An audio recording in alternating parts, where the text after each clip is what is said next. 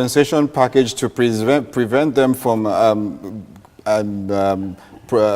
doing corrupt practices. So what they do is that they are compensating for themselves for the job they are not doing. So they are committing crimes. Isn't that legitimating? So they are legitimizing criminality, you know, even by their own legislations, because there are several functions of the legislature that our legislators are not performing. One of it is oversight functions. Apart from the fact that they are supposed to amend laws, apart from the fact that they are supposed to make new laws that will make it impossible for people to commit crimes, they kind of overlook those laws that are permissive. One of it is the one that is being recently debated about underage marriage. It is not because it is not wrong. They knew that it had been in the constitution. They knew they ought to have responded. But because it served their own purpose, they left it there. Now, there are some lacunas in the laws that punish corrupt public officials. They will not block those loopholes because most of them have their hands in the same sleazy pies.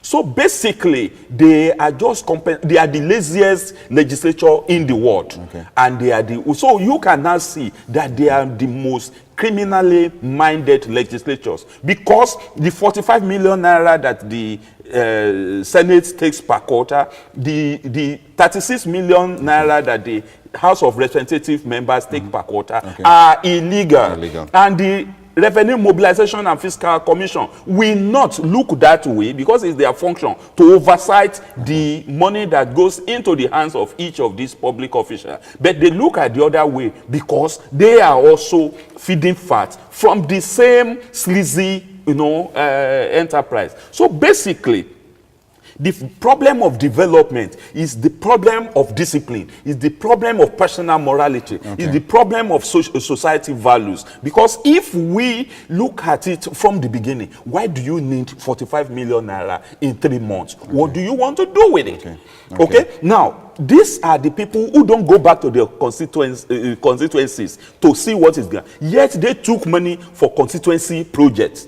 The project they claim they will do will be half done or not done at all. Because when you look at the kind of borehole some of them sink into their constituency, the constituencies don't need borehole, but to be seen to have done something. That is why they have to do something. They will not tie their road. They will not fix their schools. They will not fix their healthcare system. They will not fix the common infrastructures, electricity, and the rest of them. Okay, let's take a look at this, Mr. Denora. Look, based on Associate Professor of Economics at Ekiti State University, Dr. Abel Awe, it is unfortunate that the country is running actually the costliest democracy in the world right now. And that has been established based on the facts on ground and reports that we've gotten, especially from the IMF. Now, some experts are of the opinion that Nigeria should review the present structure of governance, popularly called Nigeria's brand of democracy, with its unique federal features. With Professor Abe into too. Okay, do you agree that the structures should be definitely reviewed? And we should review it. If it's going to be reviewed, how is it going to be, you know, how is it going to be moved on? How is it going to be adopted? Because there might definitely be oppositions to that, don't you think? Yes, there will be oppositions from those that are benefiting from the present arrangement. Definitely, you should expect that. But the people must take their destinies in their own hands. They must determine that there should be a change and that they are going to effect that change. One of it is to obliterate one of the legislative houses. We don't need bicameral in this country because almost all of them, all of the laws they are making, whether it is on the side of the people or against the people, there is automatic concurrence from the other, you know, legislative chamber. There hadn't been checks and balances that you expected from the bicameral legislative process. So basically, we don't need to. If we reduce it to 1, the amount of crimes they will commit on our behalf will be reduced. Now, the cost of even the executive, you don't need as much as 36 or more, you know, ministers, for example. And when our president is traveling, he goes around with about 6, 8 of them, okay, or more, with their own assistance also. So all of this takes away the revenue that could have been used to develop the infrastructural facilities in the country. But that is not the main problem, because even if you have 2 of them in government, they can still amass as much. Remember, somebody stole 27 point something billion naira that belongs to retired police officers, and came to court and said that yes, I stole it, and the judge say yes, you can go with 27 point something billion, just bring 750,000 naira. Okay. So this is the kind of problem we have in this country. Okay. Not even the cost of governance we should go now, because that has not become the main problem. Okay. It is ancillary problem. The problem we have is the problem of profligacy. All right. Okay, the problem of avarice. Yes. So if we are able to remove that, then that is by tackling corruption headlong. Okay, let's take a look at this quickly, because we seem to be pressed for time now. Observers have noted that what is obtainable in Nigeria is more or less a mockery of democracy, where the ruling class, earns well, but prefers not to, discuss the issue of minimum wage, which is just a mere 18,000, and based on that, what do you think? Do you think, based on this figure, should the minimum wage be subject to this kind of debate? Well, it shouldn't have been necessary to subject it to this kind of debate, because when you see what progress the economy has not made over the years, you know that the minimum wage ought to have been in the region of 100,000 naira. Okay, but because the leadership in this country are only thinking about themselves, they don't think about the followership. Okay, they don't believe that if an average citizen live a full and happy life, he will make even their own, make the environment easier for them to live in, because they will not use dilapidated vehicles on the road, so the fumes will not be as much. If they fix the electricity, everybody will not go for generator that will pollute our air. The environment will be okay. Everybody will want to put certain things, inject certain things into his own business. Many people will want to turn around, to do their own business, because the environment will be very conducive for it. So it will be easier for them to also move around without fear of being attacked. Many of these leaders cannot go back to their constituencies, because the constituents are also not feeling comfortable with them. They've not delivered on the promises they made. Many of them that will not even attack them, they will go and ask for what to eat from them,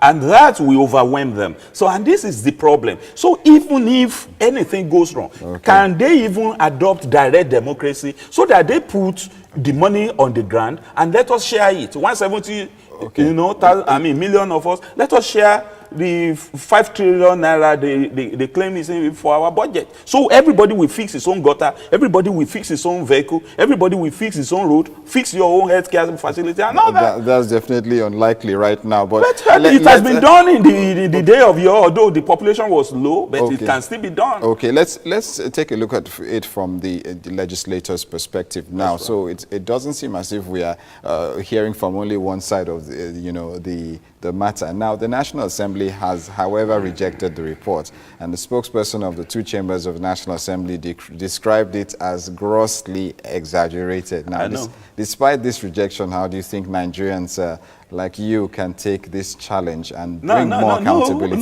Let us still base it on the rejection. How much did they say they earn per month? As regular salary? Did they disclose what their allowances are? The only thing they say is that they will retire those allowances. Have you seen the retirement sheets? Have you verified it on the ground, whether or not those things? Do you know that an average legislator will buy a piece of television, for 1 million naira, the one that you can buy for maybe 30,000 naira on the shelf or on the market, open market. So these are the kind of things they retire when they have to retire. Remember that Bankole had to borrow 10 billion naira against the rule of the National Assembly's management, because he had to pay backlog of debt that his colleagues has amassed over the time. So basically, it is just the same profligacy that led us to where we are. So in a nutshell, can you just, just in a sentence tell us what do you think the way forward will be?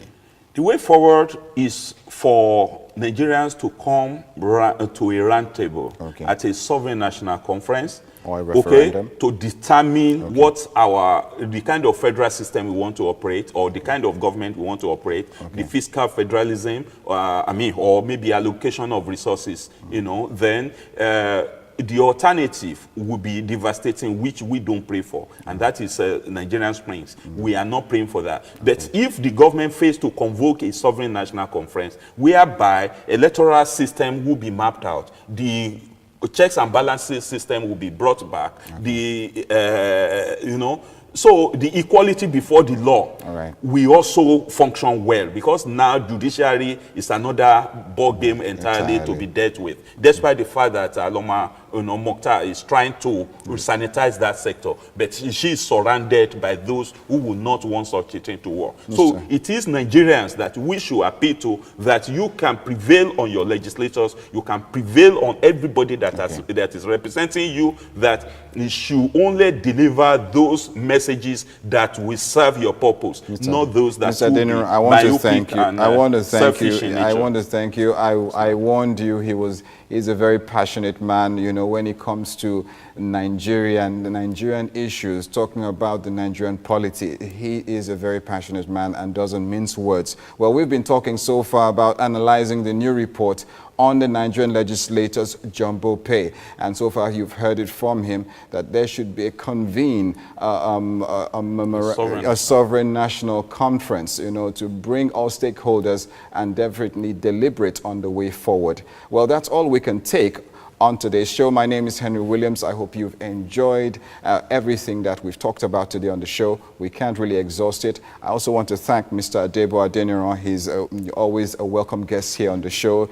He's a coordinator, Coalition Against Corrupt Leaders, CACO, a social commentator and public policy analyst. Thank you for coming on the show. It's my pleasure. It's been a pleasure having you. Look forward to seeing you again on another edition of Let's Talk, sir. We'll be happy to be here. All right, that's beautiful. So on that note, I will be rounding off on Let's Talk. Thank you for joining us. I look forward to seeing you again. My name remains Henry Williams. Have a blessed day. You're welcome to Let's Talk. So sit down and talk. We need to sit down and talk. How Nigeria should be done, how we're going to do our job.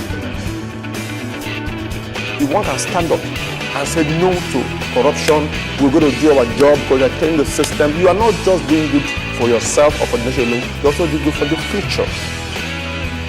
The sovereign national conference, how do we want to achieve that in our present system? We need to sit down and iron out how Nigeria should be governed.